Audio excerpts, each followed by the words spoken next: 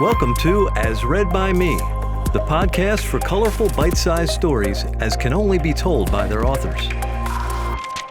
Today's author is Peter Waitze. Hello, my name is Peter Waitze. This is Go to Hull, as read by me.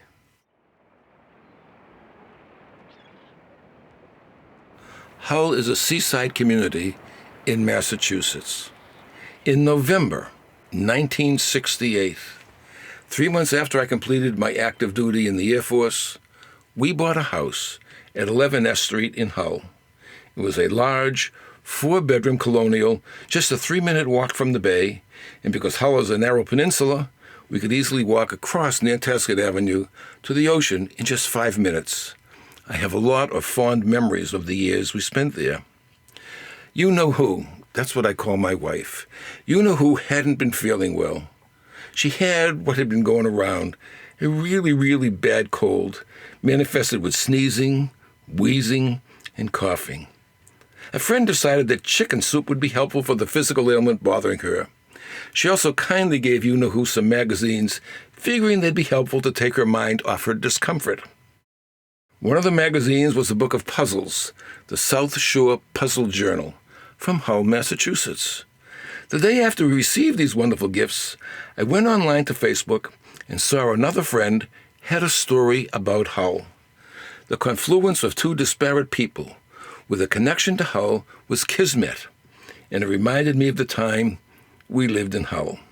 For those of you who don't know anything about Hull, as the crow flies, Hull is only about 20 miles from Boston. There's a bay that separates it, but geographically it's really very close. And one of the more popular radio stations in the area was WHDH, and the disc jockey was a man named Jess Kane. And he used to call Hull an insular peninsula, jutting out into the Atlantic Ocean. Actually, if you look at it on a map, it looks like a miniature Cape Cod. The shapes are almost identical. In the summer, from the end of June to Labor Day, it had about 100,000 inhabitants.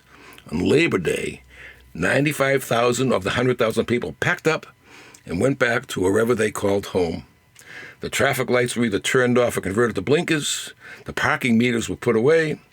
The prevailing attitude of the year-round residents was that the summer residents were a necessary evil.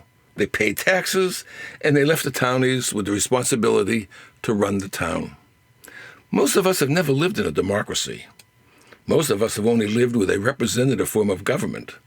Hull, with its roots going back to the colonial period, had a real democracy. Twice a year we had a town meeting, and every citizen was encouraged to attend and to participate. Town meetings were where the funds to run the town were voted on.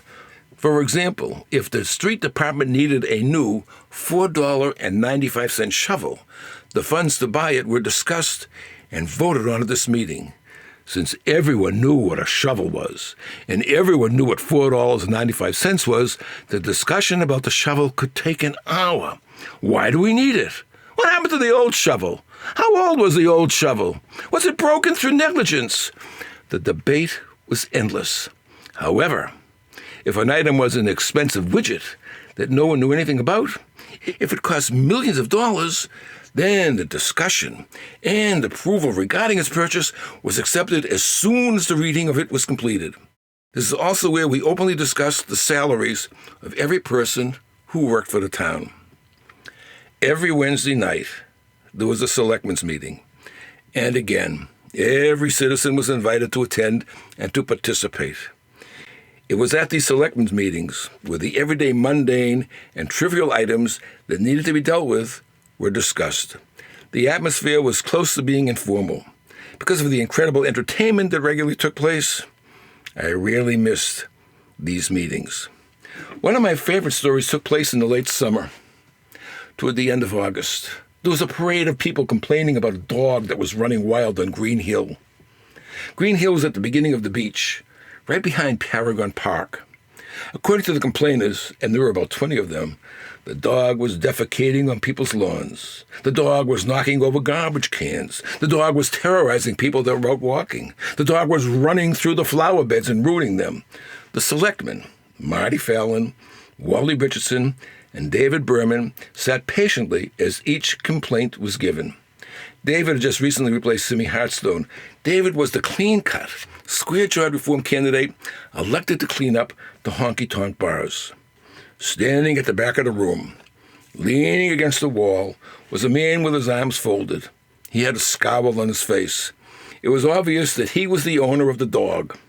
After the last complaint was given, the chairman, Marty Fallon, spoke to the man who had been leaning against the wall. He asked him what he had to say. The owner stood up. He took a step or two forward, and in a loud voice, this is what he said. Fuck 'em. They're all summer residents, and they're all going home next week anyway. The room, including the three selectmen, roared with laughter. And that ended the meeting. I never heard another word about it, so I guess the complainers went home as forecast, and the dog continued to run amok. In Hull's democracy, with a 20-1 majority, the one, because he was a year-round resident, he prevailed. Thanks for joining us on As Read by Me. For show notes, please visit asreadbyme.com/notes. If you're a writer and would like to read one of your stories in an upcoming episode, send an email to writers@asreadbyme.com.